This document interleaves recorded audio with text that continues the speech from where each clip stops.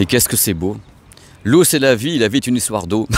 Le mec, fallait bien commencer cette vidéo d'une façon ou d'une autre. Bonjour, bienvenue sur ma chaîne YouTube Pepe World pour une petite vidéo comme ça. C'est une news, c'est un billet d'humeur pour un truc que je pensais même pas faire un jour. Et pourquoi? Parce que je ne pensais même pas que le Blu-ray disque d'Avatar 2, La Voix de l'eau, allait se pointer comme ça, entre guillemets, assez rapidement. Parce que le film est déjà disponible en streaming depuis quelques semaines. Je me suis dit, bon, ça commence à attendre, la chronologie des médias et tout ça, ça sort pas. James Cameron, quelquefois, il fait le coup d'Abyss. Ça fait 10 ans qu'il dit, Abyss va venir. Et nous on répond et ta sœur, et le truc est toujours pas là et on attend Abyss cette année quand même, remasterisé en 4K par James Cameron. Mais là parlons d'Avatar. Le 23 juin vous pourrez acheter donc en physique, en support physique, DVD et Blu-ray Avatar 2, La Voix de l'eau. Mais là vous vous dites, mais ok, c'est bien joli tout ça, avec le lac d'Anguin tout calme devant toi, mais qu'est-ce qu'il va y avoir sur les Blu-ray disques? Et là, ça va être le début de la cavalcade de l'amour, je vais tout vous dire. Donc il y aura plusieurs éditions, évidemment. Une édition DVD, donc un DVD, je crois qu'il y aura 2 DVD dedans. Il y aura le Blu-ray Full HD, donc ça sera un boîtier avec 3 disques dedans, parce qu'il y a des bonus et tout. Il y aura le DVD certainement à l'intérieur aussi, qu'on vous oblige à avoir, même si vous ne vouliez pas l'avoir. Il y aura une édition 3D, donc un Blu-ray 3D, même chose, 3 disques, avec dedans certainement la version Full HD classique, plus des bonus. Et il y aura la version Ultra HD 4K, avec évidemment 3 disques aussi, Ultra HD 4K, la version Full HD et des bonus. Voilà, comme ça on vous fait la totale, 3 tous les côtés. Et en plus, une version Steelbook. Vous savez, le Steelbook, c'est les boîtiers métalliques, donc pour les collectionneurs, il y aura tout ça. Mais la question n'est pas là. Elle n'a jamais été là uniquement. Elle est de vous dire, mais qu'est-ce qu'il va y avoir sur les Blu-ray disque et qu'est-ce qu'il va y avoir sur le DVD? D'abord, le format de l'image. Au cinéma, vous avez peut-être vu comme ça Avatar dans un format cinémascope, donc très large. Ce qui signifierait pour vous, quand vous serez chez vous, c'est que vous verrez justement des grosses barres noires. Oh, comme elles sont méchantes les barres noires. Et bien là, a priori, en effet, si c'est confirmé, je pense que c'est confirmé, on aura Avatar en 1,85/1. C'est son format. Donc il y aura des toutes petites barres noires et pas les grosses barres noires. Donc vous gagnerez en verticalité. Hop, les occasions de rire sont rares. On va passer maintenant à ce qu'il y a sur justement tous ces supports physiques. On va commencer par le Blu-ray disque Full HD, donc le basique 1080p, VO en DTS HD Master Audio, donc plein pot, sans compression. La VO ça va boum boum boum, bon la folie quoi. Et la VF, bah pas du tout. La VF Dolby Digital plus, c'est Dolby Digital avec le débit le plus élevé, mais ça reste de la compression avec perte.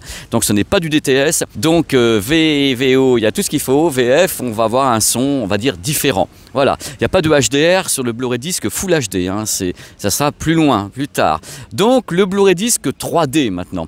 Avant que j'attaque sur le Blu-ray disque, avant que j'attaque avec le Blu-ray disque 3D, sachez que les Blu-ray disque 3D ne sont pas Ultra HD 4K, ils ne l'ont jamais été, puisque la 3D n'est pas dans le cahier des charges de l'Ultra HD 4K. Donc les Blu-ray disques 3D sont Full HD. Et vous avez de la 3D.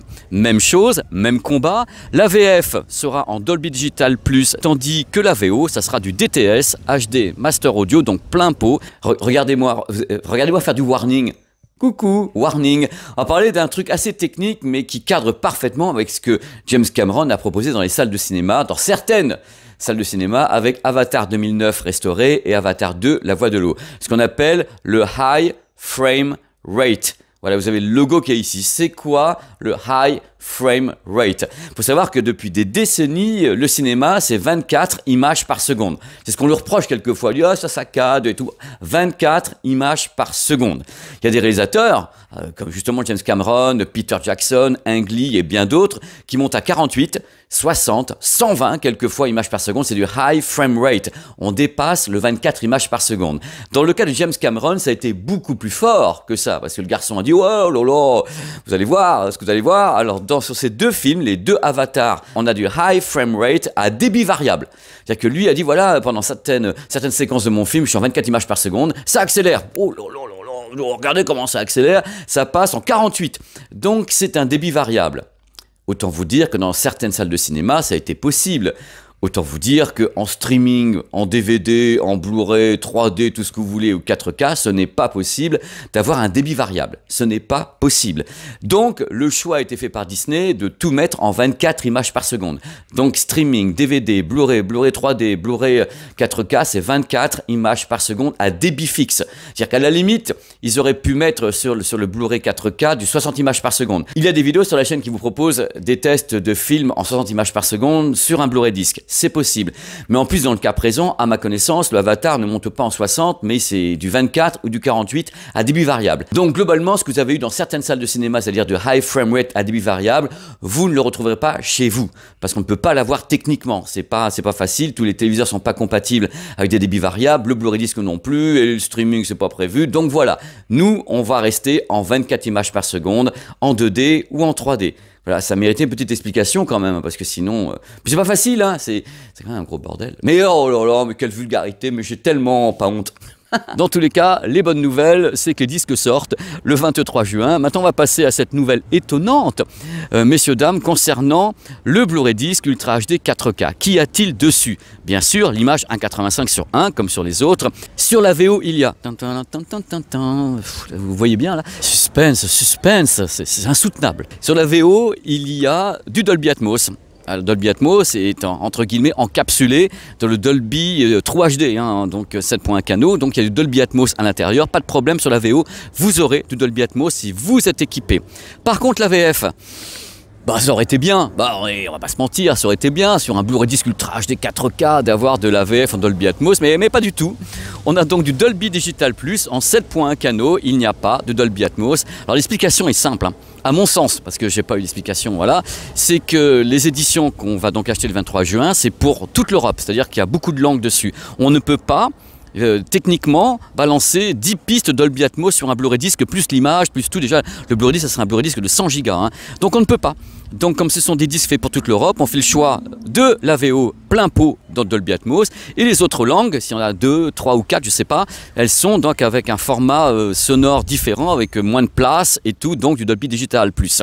Voilà, il n'y a pas le choix. Et ça m'ennuie qu'il n'y ait pas le choix, parce que du coup, ce qui se passe, c'est que si Disney avait été sympa, il sortirait un disque par pays, c'est-à-dire qu'il ferait pour la France, édition française, il ferait un Blu-ray disque Ultra HD 4K avec VO et VF en Dolby Atmos et aucune autre langue, et dans ce cas-là on aurait la place d'avoir la VO VF en Dolby Atmos. Tandis que comme ils veulent faire un seul disque, un seul pressage pour toute l'Europe, bah, ils mettent en effet la VO plein pot et les autres petites pistes derrière, plus l'image et tout le tremblement. Donc ça fait qu'on est victime de ça, et c'est pas bien, parce que moi la suite de ce que je vais vous dire, c'est pas bien non plus, étant donné qu'en streaming, Avatar 2, La Voix de l'eau est en HDR et Dolby Vision, moi je m'attendais à ce que le Blu-ray disque 4K soit également HDR Dolby Vision, et pas du tout.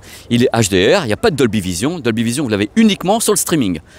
Il y a un truc que je ne comprends pas, et ça m'énerve, je vous le dis comme ça, c'est que les gens qui justement ont des lecteurs de Blu-ray disque sont équipés. Ce sont des gens qui ont des téléviseurs Dolby Vision, qui ont du matos, c'est à eux qu'il faut filer le Dolby Vision. Il faut le filer aux deux, à vrai dire, streaming et Blu-ray disque, mais ne pas l'enlever du Blu-ray disque, parce que les gens ont en effet investi dans du matériel, ils ont en général un bon téléviseur derrière, ils ont tout ça, et c'est à eux qu'on ne met pas le Dolby Vision. Il faudra m'expliquer le truc. En plus, le truc qui m'ennuie, au-delà de tout ça, au-delà des pistes VF qui ne sont pas en plein pot, qui ne sont pas en DTS, ni Atmos, ni quoi que ce soit, c'est que c'est quoi Avatar, La Voix de l'eau? C'est quoi?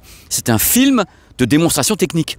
C'est Cameron qui a dit, regardez ce que je sais faire, c'est merveilleux, techniquement, il y a ci, il y a ça. Au cinéma, il y avait du Dolby Vision, Dolby Atmos, du high frame rate, il y avait tout ça. Et pourquoi ne pas faire du Blu-ray disque européen également, un Blu-ray disque de démo? Donc un Blu-ray disque qui aura en effet, les pistes sont en Atmos, du Dolby Vision et tout le tremblement. Pourquoi ne pas avoir fait ça? Moi, ça m'échappe.